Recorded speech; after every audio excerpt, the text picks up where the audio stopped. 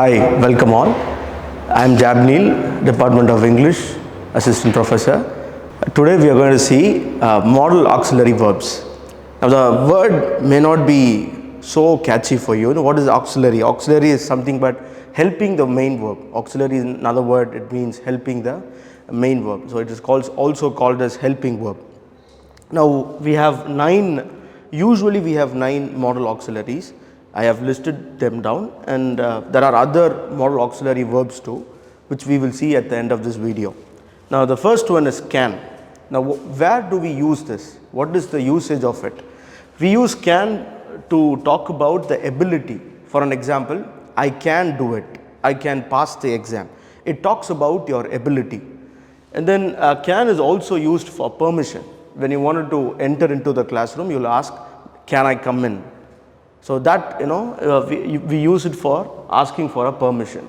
Also, can is also used for offering or suggestion. For an example, can I give you a piece of paper? Can you take this? So you are offering something or you are suggesting something. So can is we use can for these 3 things. Next one we'll see about could. Now when do we use this? What is the usage of it? We use could to talk about the past ability. See, the can is actually the brother of could.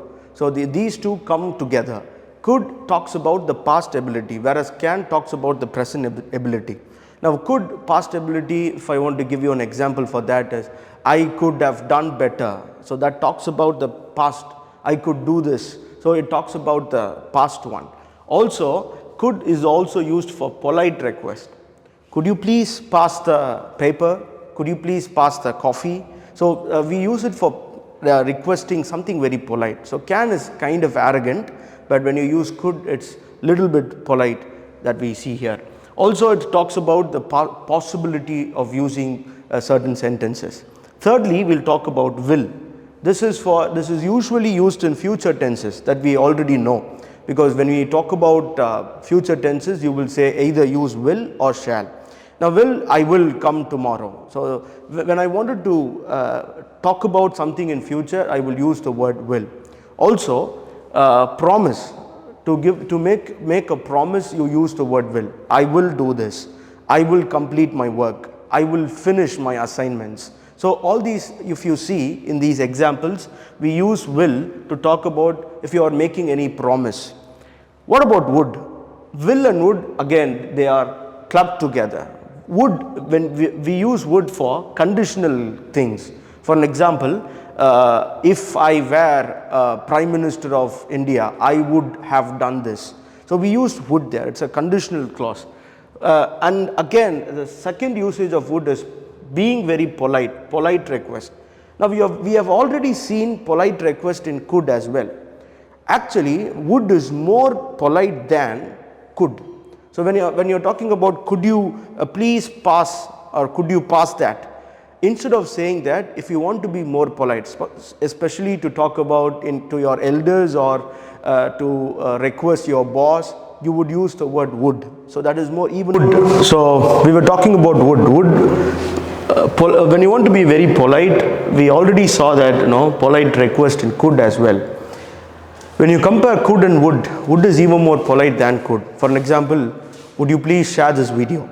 So that is what we use would for. Also, if in an imagined situation, I think I already gave you this for conditional. If I were the President of America, I would recommend Indians to be very safer. So in that sentence, if you watch, I use the word would. So that is an imagined situation. We also use the model auxiliary would. Let's move to the next one, which is shall. Now, shall is for determination.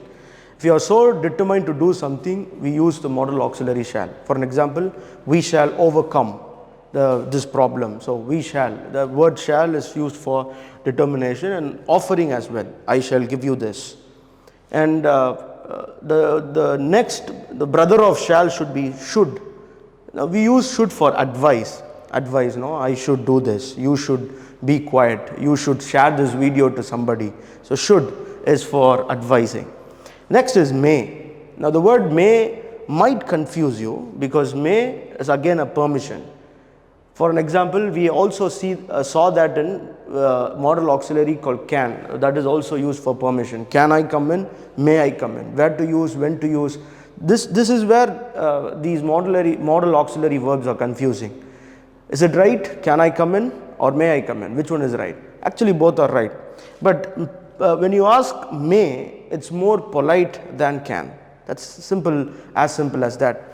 May I come in? You know, it's so polite whether the teacher or somebody excuses you to come in that thing. So may is little again, it's a permission, but it is little polite than the word can.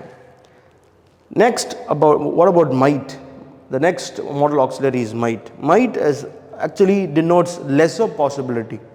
For an example, if I say it might rain today, so it talks about the lesser possibility. It might or it might not be. You can also say it may be raining today, or that's look awkward. That looks clumsy. But it is good to say it might rain today. It might be so dull today, or something like that. So we use might for that to talk about lesser possibility. And last one in the 9th category, which is must, necessity. Now you must do this. It talks about something that that you have to do it.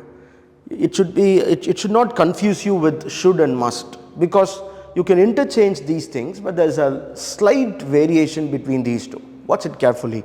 Should we use it for something that it is not mandatory. For an example, you should do this. It's up to you to take it or leave it. But when I say you must do this, there is an order, there is a command. You must follow it. One must follow the traffic rules. Now you cannot disobey that, because it's an order from the government. So if I say one must follow the traffic rules, then there's a obligation to follow that. You cannot deny it. So should and must is often confusing.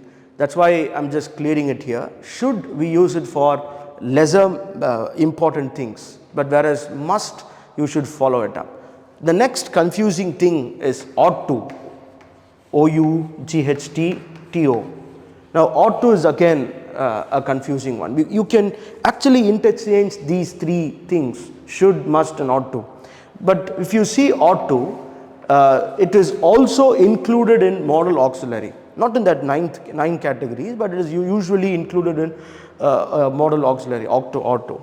So for an example, you ought to obey the traffic rules. Now to categorize the importance of these things, should will be the lesser important, and then next we move to ought to, and the third one is must. So when I say must, it's a command. You got to obey for that. And then the next one is have to. Now if I say I have to teach you this, what do I mean to say that? I have to, in that sense, it is important for me to do this.